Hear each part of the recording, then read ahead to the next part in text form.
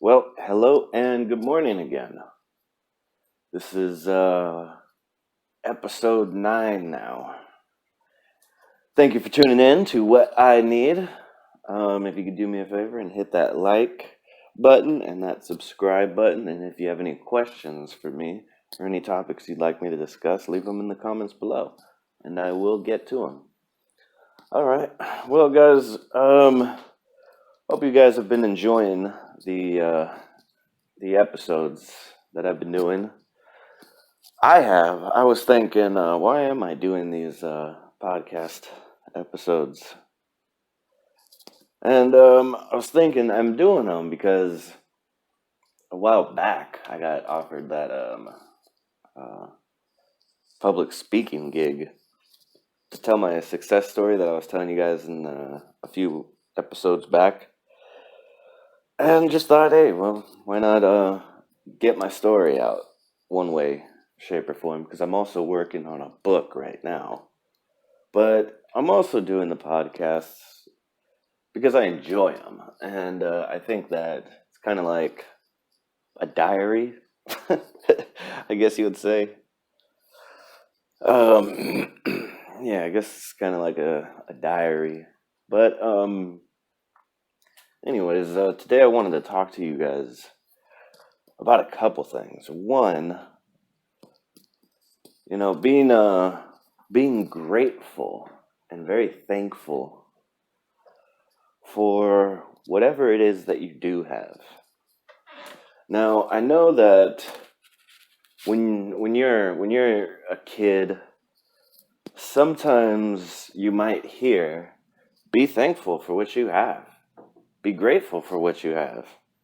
But when you hear that, most of the time you hear that in a snobby way. Like as if you were doing something bad. So someone tells you, oh, well, be thankful for what you do have. Be grateful for what you do have. They're not saying it in a genuine way. They're saying it most of the time. In my experiences, as you guys know, my childhood is shitty, but in my experience, and many times I have heard other people say that to their kids.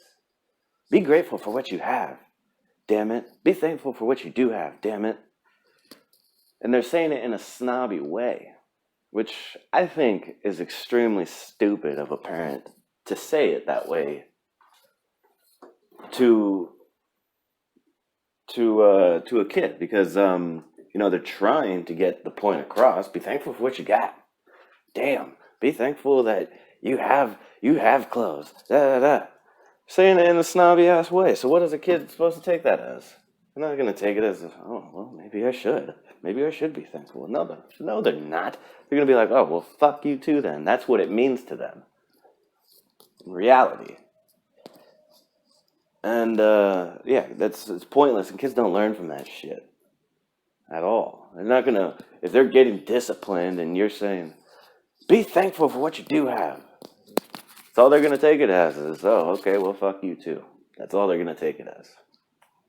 Instead of actually sitting down and really talking to them about that, because I am 28 years old, and just yesterday it hit me.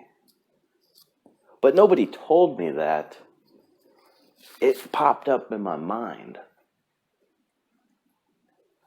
to be thankful and grateful for what I do have. Nobody told me that. Of course, I've been told that many times in a snobby ass way. And when you say it to a kid and they just whatever this you think, oh well, they're not grateful. This little ingrate, this that. But I'm 28 years old, and that just hit me now. Yesterday, I was I had a bit of a hard day yesterday. I was walking and I was trying to get a damn haircut because my hair is starting to get crazy. I'm like a cross between Johnny Cash and Jack Nicholson in The Shining. But I needed to get a haircut, and I went to this place that's like literally maybe a block down the street, and thought I'd give it a try. And I went in, and because I was a walk-in, I expected not to get taken right away. the lady told me, come back in about an hour. Said, okay, because there was two other people in front of me. There was only one barber. And so I came back, and then my friend told me, why don't you just call and book, an appointment?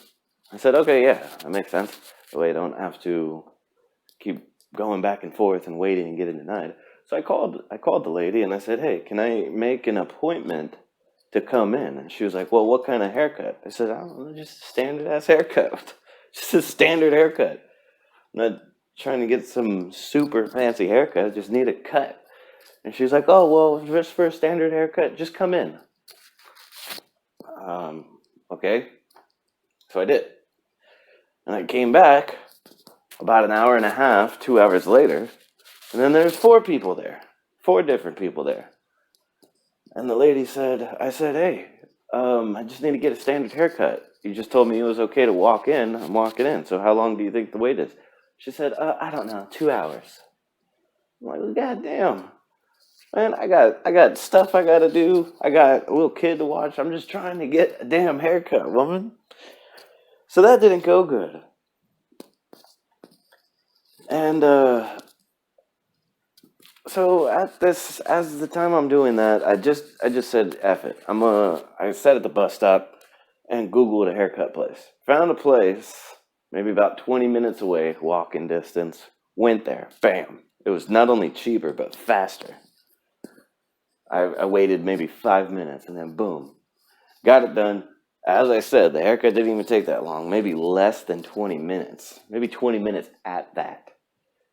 Paid the lady. Said thank you very much. You have been a great help. We got this done in like 30 minutes total. That's it.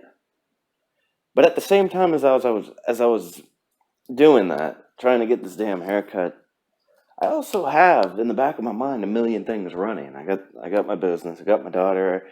I'm not rich, and I know I have rent due today, and I was freaking the hell out because I was like, how the fuck am I going to get this money? What am I going to do? What am I going to do? And my clientele's running slow, yada yada. So I made a phone call that I hate making. I cannot stand asking people for help. I cringe like crazy. I just can't do it. I'm one of those people that, as I said in the last podcast, I will do everything it takes not to ask for money. And if need be, I'm the type of person that if I really don't want to because it's so embarrassing and I just can't stand it, I will just go on the street. Not even playing about that, rather than asking for help. But I made the phone call. My friend didn't answer. I'm assuming he was busy, and I left him a voicemail. And I was walking up the street because I left my daughter with my friend from church. And I went to go pick her up, so I was walking over to her house. And as I was walking up to the house, and I had a smoke, and I'm listening to some music, and I'm thinking, and it dawned on me right then and there how thankful I am for what I do have. Now, if my friend doesn't call me back or can't help me out, that's not an issue because it's not his problem. It's not his responsibility to keep me surviving. That's one of the reasons why I'm embarrassed and hate asking for help. It's because it's not anybody's responsibility. I should be able to do this and provide on my own. That's why I hate asking for help. I only have a couple people. As you guys know, I don't have any damn family. So I only have a couple people that if I can ask, to ask. And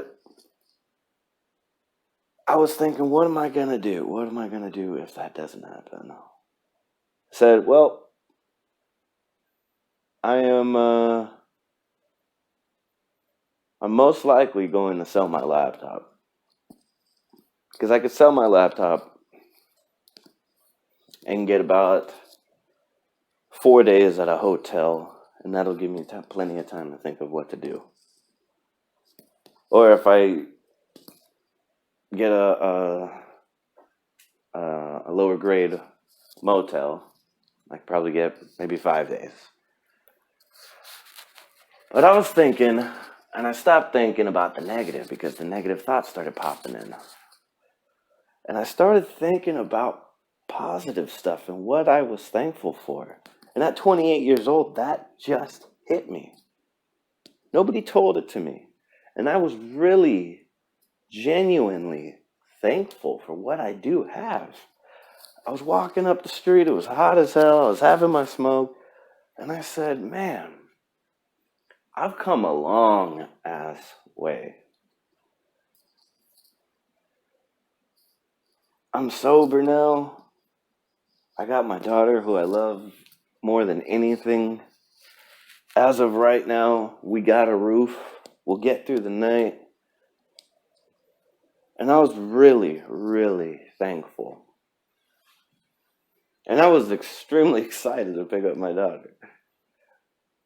For some reason, I was just really excited. Now, I know most parents will be like super excited to let their kids go for like an hour. Which, yes, obviously we need our own time. But for some reason, I was just super excited to go and see her and pick her up. She's my little buddy. She's my partner. She's my partner in crime. She comes with me everywhere. She's my little road dog. And I was so thankful that we have each other. She might not have had me at all. Because when all that crazy shit happened about a year and a half ago, and I made that decision, she would have been in the system and changed her last name, and I would never have seen her again. And imagine if she grows up and says, oh, well, my dad didn't even try. Yeah, of course that thought hit me in the head when I was in the process of getting sober. But I didn't. I did not give up. I kept working and working and working and trying, and I got her. Proved to the state, proved to the courthouse, that made it happen. And I was extremely thankful and grateful when I was walking up the street for what I did have. I have a sober mindset. I have my daughter. We have a little apartment right now. I got business going. I'm starting to repair the bridges I burned. I was genuinely thankful and grateful for what I had. And I've never really felt like that, ever. No, I never really felt like that. But I encourage you guys to really take a moment and think about that. And really sit down. And yes, I know times are hard. I know times get tough. Believe me, I know that shit. I know when shit hits the fan, everyone's just panics and all that shit. I know. Trust me, I know. And it's really difficult. I'm not saying it's easy to do this, but I definitely encourage you to really take a moment by yourself and really think about what you do have. As I said yesterday, it hit me when I was walking down the street having a cigarette in the hot ass heat by myself. And then I thought about it again later that night. I picked up my daughter, we came back, I gave her a bubble bath. I took a shower because I was walking in the heat, just got a haircut, my hair's all over me. I got like extremely sticky gel all over my hands. I took a shower and kept looking at my phone because I didn't get a call back yet. And I was thinking, well, I won't say names, but I said, you know what? The person that I asked, I love very much. He's a very important person to me. And I hate to even burden him to ask for anything. So if he can't help me out or doesn't want to, that's okay. I will figure it out. And my ultimate goal, and I've told this to him, and I think I've mentioned this before in my podcast, in my other episodes. When I really care and love somebody, I envision paying them back tenfold, and not just by cash, by a lot of other things, and surprising the hell out of everybody, because I know and believe that I can and will be extremely successful. It's just a matter of time. And I was sitting there after she took a bath, I took a shower, and we were eating together. Not even watching TV. We were just sitting in the kitchen, eating together, communicating, and really calmed myself down. And we started watching TV after we were done, ate some food. My friend calls me about 8 o'clock at night. And he said, yes, I will help you out. I will send it to you tomorrow morning. We talked briefly after that, and then he was busy with his kid as well. And I had to attend to mine. I hung up, and as we were going to hang up, I was trying to say, wait, before you hang up, but it was already too late. And so I called him right back and left him a voicemail to let him know how thankful I was and how much I appreciated it. And my phone sucks, so sometimes when I call or leave voicemails or text, sometimes people don't get them. I have one of those shitty ass phones that does stuff like that. So I was hoping that he got the message, the voicemail that I sent him. But either way, after that phone call, even though he said, yes, I will help you out. I'll send it to you tomorrow morning. Of course. Even though he said that, I still cringe and hated the fact that I still had to do it. And that emotion right there is what I use as my ultimate motivation and strength, because I'm so grateful for his help and his friendship that now it's time for me to make him proud and pay him back and surprise the hell out of him, which I want to do so badly, and I will make sure I do it, and my goal is to do it as soon as possible. So after I got off the phone with him, I immediately walked back inside, gave my daughter a giant hug and a kiss, and took a moment by myself, sat on the bed, and prayed. And was so thankful in my prayer. I said, thank you for everything. And I was really grateful for what had happened and has happened over these long 8 months. And what will continue to happen. Because I was so thankful. Gave my daughter a giant hug and prayed, which is so weird for me to do. That is really weird for me to do. To sit down and pray. That's fucking weird as shit and random as hell for me to do. But I did it. Not because I felt like I needed to, but I did it because I genuinely felt grateful and thankful for everything. Because I just had that emotion hit me when I was walking prior to when he called me back. When I was going to pick up my daughter, that emotion hit me out of nowhere. And as that emotion hit me, I could have just been like, wait, what the fuck am I so grateful for? I'm not thankful. The fuck? Where's this coming from? It's hot as hell. I'm walking up the street. What the hell am I so thankful for? Shit still sucks. Of course shit still sucks.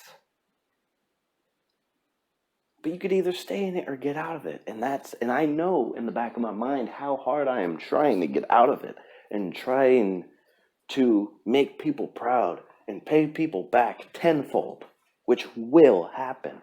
So I sat down and I prayed. I'm not even religious. I'm not. Yeah, I go to church. I'm not religious. I believe in God. I just don't believe that one particular religion's the right one. Because all religions say pretty much the same shit. But either way, that's neither here nor there. I do believe in God. I know that there is a higher power, because you got to be, sorry if I offend you guys in any way, but you got to be a fucking idiot if you really think that we just popped up out of nowhere. Well, then where did nowhere come from? There's got to be something up there. So of course I'm praying. And I know there's a higher power watching over. And I know there's a higher power specifically watching over me. Maybe it's my mom that's watching over me. I don't know. But I had to say that prayer. And that's what I want to encourage you guys. That's the point of this podcast right now. Is to really sit down. If you're going through your tough times and your hardship, really sit down and think about what you do have.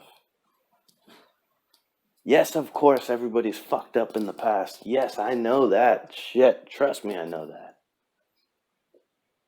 But it's what you gain from it and what you learn from it and how much you want to make up for that.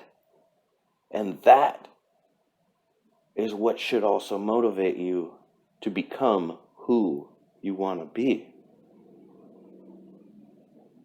So I encourage you guys very much to really sit down and think about everything that you do have, what you have done, what friendships you have, everything, and really be grateful. And maybe you don't have a lot of cash right at the moment to pay people back. But it's very important to let them know, or let the higher power know, to let them know how grateful and thankful you are for what you have, what people have helped you out with, what you have done, and what you are going to do. It's very important. That's why I brought up that story in the beginning of this episode. You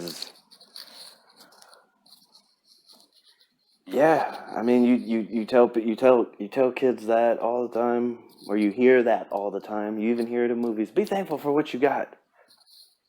Never say it genuinely. But all right, guys, I'm done rambling off for the day. Thank you guys very much for tuning in. This is episode 9. I'm trying to figure out what to do, something special for episode 10. I'll figure it out. But all right, guys, thank you so much for tuning in. This is What I Need, episode 9. Have a wonderful day. Bye-bye.